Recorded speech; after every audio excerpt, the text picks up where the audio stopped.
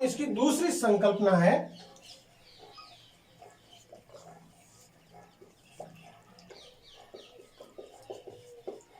ब्रस्टेड and लोरी के अनुसार अम्ल या क्षार क्या है? किसके अनुसार? ब्रस्टोड लोरी के अनुसार। पहले अपन ने पढ़ लिया है कौन सी? आरएनएस के अनुसार। आरएनएस कहता है कि जून को जल में घोलने पर H+ साइन देता है तो वो अम्ल है, और OH- साइन देता है वो क्षार है। ठीक है, उदाहरण देख लिया हमने। इसके बाद है ब्रस्टोड लोरी। ब्रस्टोड लोरी कहता है कि प्रोटॉन दाता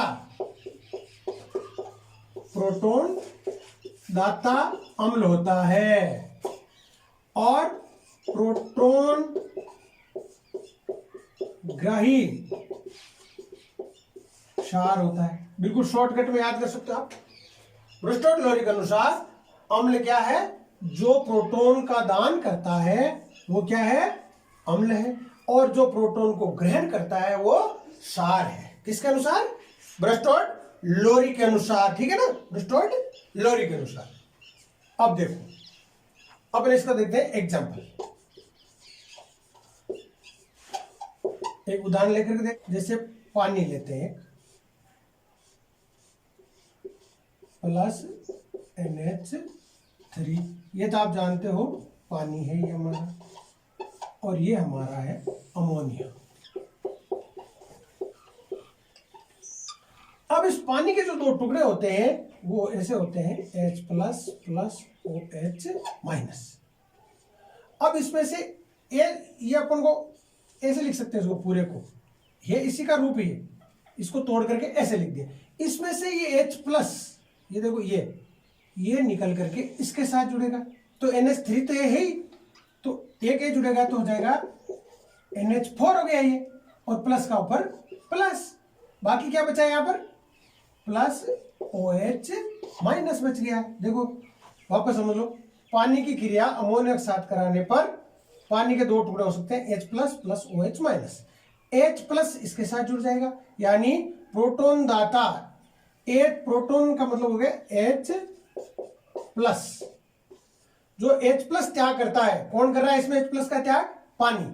कौन कर रहा है इसमें H+ का त्याग? पानी। तो पानी यहां पर क्या है? अम्ल है। किसके अनुसार? ब्रस्टोड लोरी के अनुसार पानी यहां पर अम्ल है। एक उदाहरण और है, बहुत बढ़िया उदाहरण है, दूसरा है HCl + H2। अभी आप कहोगे गुरुजी अभी तो ये बताया था, अब आप ये बता रहे हो, तो इसको और क्लियर हो जाएगा। देखो अम्ल ये है और ये आपका पानी। कौन सा अम्ल है? हाइड्रोक्लोरिक अम्ल है, और ये पानी है। अगर इसको अपन देखेंगे, तोड़ेंगे इसको, तो जैसे इसके टुकड़े हुए थे H+ Cl-, तो यहां पर ये दे रहा है H+। देखो ये H को दे करके क्या बना रहा है? H3O+ + Cl-। यहां पर कौन दे रहा है? H, हाइड्रोक्लोरिक अम्ल अपना H दे रहा है, तो इसलिए यहां पर ये HCl क्या काम करेगा? किसका काम करता है? अम्ल का। और ये किसका काम करेगा यहां पर? क्षार का। तो देखो पानी एक जगह तो अम्ल का काम करता है, एक जगह क्षार का काम करता है। ऐसा इसलिए होता है क्योंकि जो अगले वाला इसका संयुग्मी अम्ल, जो संयुग्मी जोड़ा है, उसके ऊपर निर्भर करता है कि वो प्रोटॉन लेने वाला है या प्रोटॉन देने वाला है, संयुग्मी के ऊपर निर्भर करता है। तो ये हो गया आपका ब्रस्टोड लोरी के अनुसार अम्ल और क्षार। ये भी फेल हो गया। क्यों गया?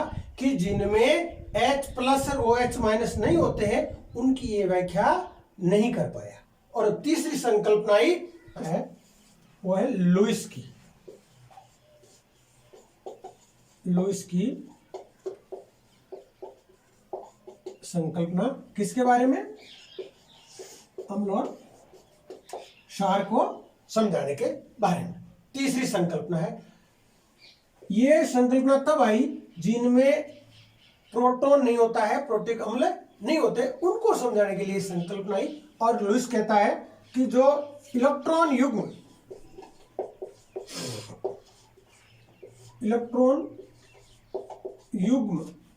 ग्रही को अम्ल कहते हैं और इलेक्ट्रॉन युग्म दाता को क्षार कहते हैं। बिल्कुल, अगर जिसको ब्रिस्टो-लोरी की परिभाषा याद है वो उसका उल्टा है। ब्रिस्टो-लोरी में क्या था, जो दाता होता है वो अम्ल था वहां पर, लेकिन यहां पर क्या हो गया, क्षार हो गया, और वहां पर जो क्षार था वो यहां पर अम्ल हो गया। वापस बता देता हूं, ब्रिस्टो-लोरी में क्या था, प्रोटॉन दाता, उसको अपन ने कहा था अम्ल, किसके अनुसार, आर्यन ब्रिस्टो-लोरी के अनुसार। लेकिन यहां पर जो लुईस कह रहा है कि इलेक्ट्रॉन युग्म ग्रही होता है वो अम्ल होता है, और इलेक्ट्रॉन युग्म दाता होता है वो क्षार होता है। इसका बहुत बढ़िया उदाहरण आपकी पुस्तक में दिया गया है। BF3 बोरोन ट्राइफ्लोराइड की क्रिया अमोनिया के साथ कराते हैं, ध्यान रखना, बोरोन ट्राइफ्लोराइड की क्रिया, इसका मैं नाम लिख देता हूं, थोड़ा टिपिकल नाम है, बोरोन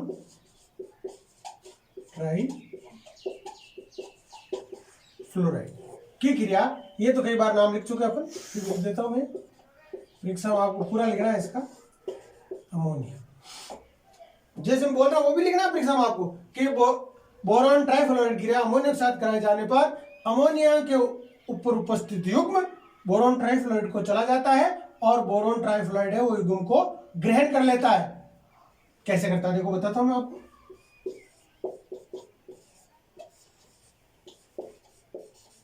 ये ग्रहण कर रहा है, ये देखो जो दो युग्म है इसका ये चिन्ह बन गया, और इसका बहुत अच्छा नाम है हमारे पुस्तक में बंद का,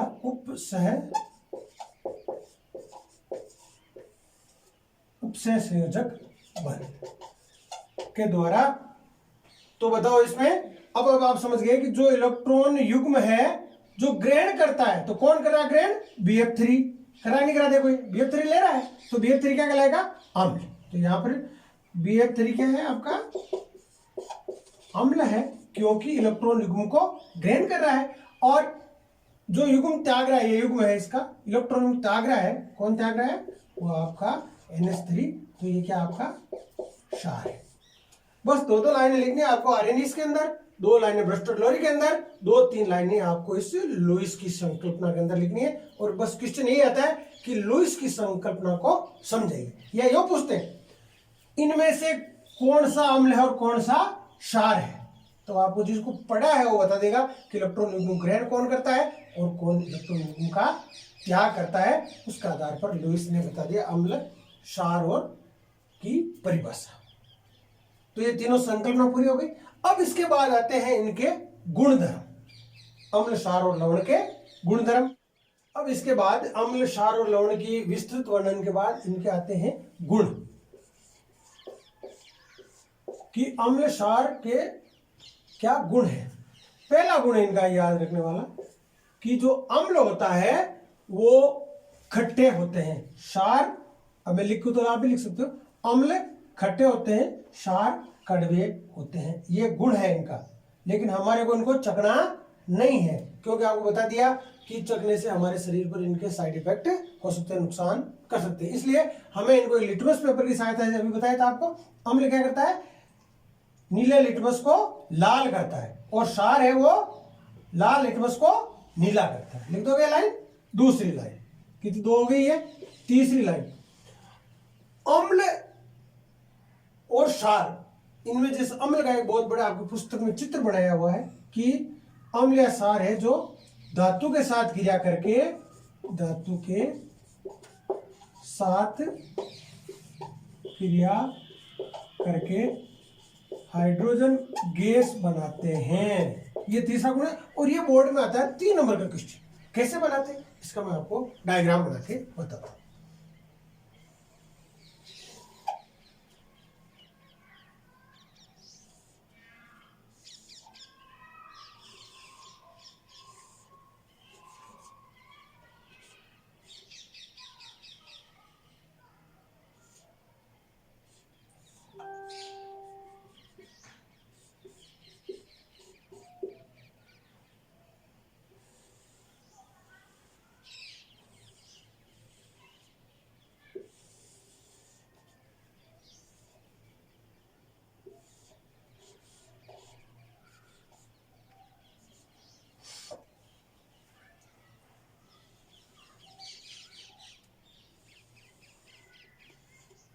इसके अंदर अपन एक ट्रिपल स्टैंड लेंगे, उसके ऊपर एक बीकर रख लेंगे, इसको एक स्टैंड की सहायता से खड़ा कर देंगे और नीचे आपका ये स्प्लिट लैंप है जिसको जला रहा है। अब इसके अंदर क्या रखेंगे, ये ध्यान रखने वाली बात है कि इसके अंदर अपन रखेंगे जिंक के टुकड़े।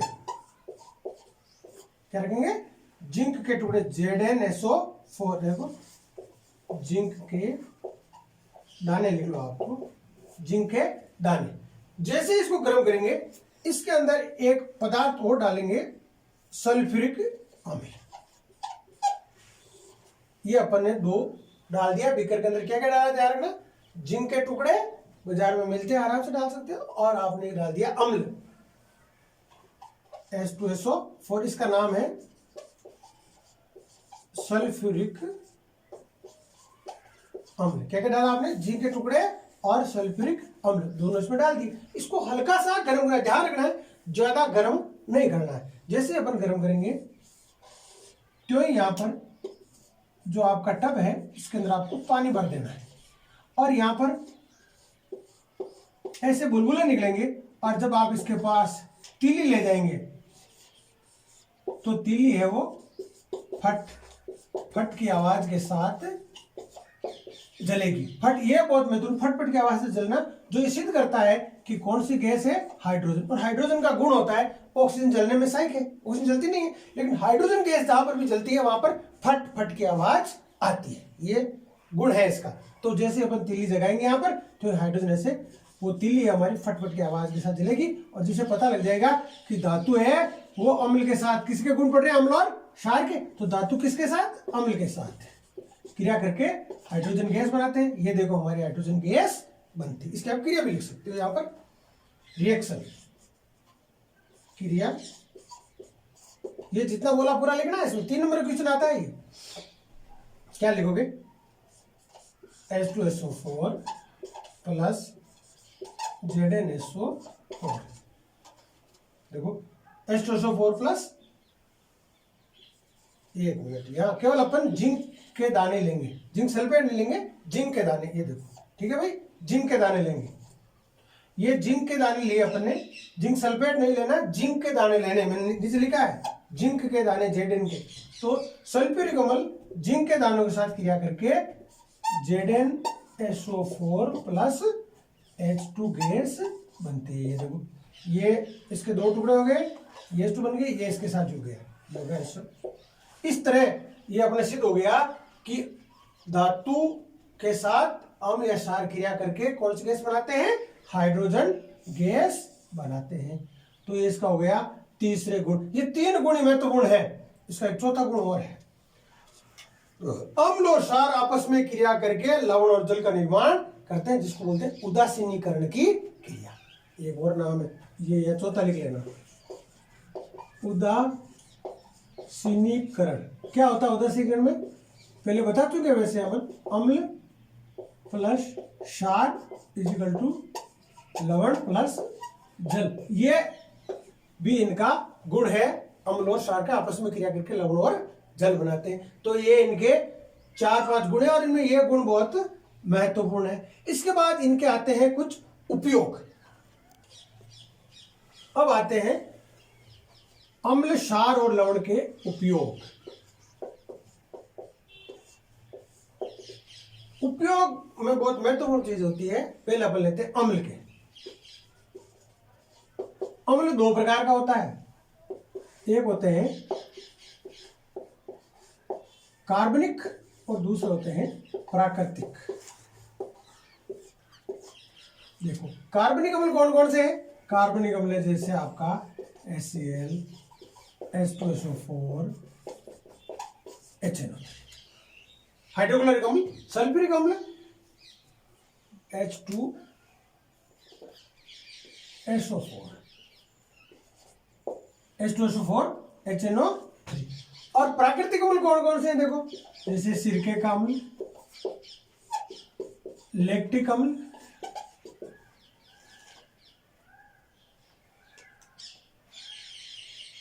सिट्रिक अम्ल, सिट्रिक, टार्ट्रिक, फॉर्मिक, ये सारे होते हैं वो प्राकृतिक होते हैं। तो हमारे जीवन में जो उपयोग है वो कार्बनिक अम्लों का ज्यादा है, क्योंकि कार्बनिक अम्लों का उपयोग है, ये तो दो प्रकार हो गए। सबसे पहला आप इसका वर्णन करते हैं ना, इसके बाद उपयोग लिखना है। जैसे हाइड्रोक्लोरिक अम्ल, सल्फ्यूरिक अम्ल, ये क्या क्या काम आते हैं। इनमें जो पहला उपयोग है वो है, अपन फैक्ट्रियों में तो सारे ही काम आते हैं, उद्योगों में तो सारे काम आते हैं, चाहे सल्फ्यूरिक अम्ल हो, चाहे हाइड्रोक्लोरिक अम्ल हो, चाहे नाइट्रिक अम्ल हो। लेकिन जो महत्वपूर्ण है, जैसे एक इसमें चीज बनती है एक्वा रेजिया, या इसको हिंदी में कहते हैं अम्ल राज। ये कैसे बनता है? ये अम्ल के उपयोग में है। 1% 3:1, 1% और 3% होता है HCl और 1% होता है HNO3। ध्यान रखना, ये हाइड्रोक्लोरिक अम्ल और नाइट्रिक अम्ल मिलकर के एक्वा रेजिया बनाते हैं। क्वेश्चन पूछा था बोर्ड में कि एक्वा रेजिया अम्ल राज कैसे बनता, और इस दोनों को अम्लों को मिलाने से इतनी शक्ति होती है कि ये सोने को गला देते हैं, सोने को गला देते हैं। तो जो सोनार लोग होते हैं वो इसका बहुत ज्यादा उपयोग करते हैं। तो ये इसका बहुत बढ़िया उपयोग हुआ अम्ल का, कि अम्ल है वो सोने को गलाने में काम में भी आता है, फैक्ट्रियों में काम आता है, कार्बनिक रूप में काम आता है, प्राकृतिक रूप में काम आता है, और अम्ल राज बनाने के काम में आता है। एक और बहुत बढ़िया उपयोग है अम्लों का राजा। ये मैं पॉइंट बता रहा हूं, अम्लों का राजा।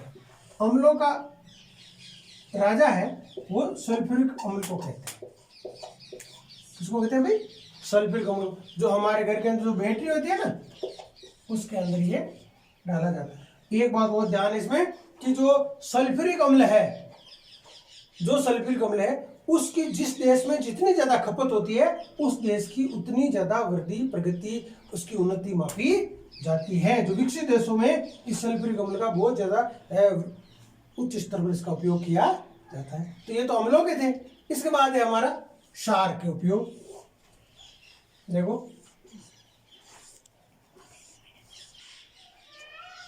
हाँ, अब है क्षार। क्षार के भी बहुत ज्यादा उपयोग है। क्षार में जैसे साबुन बनाने में काम आता है,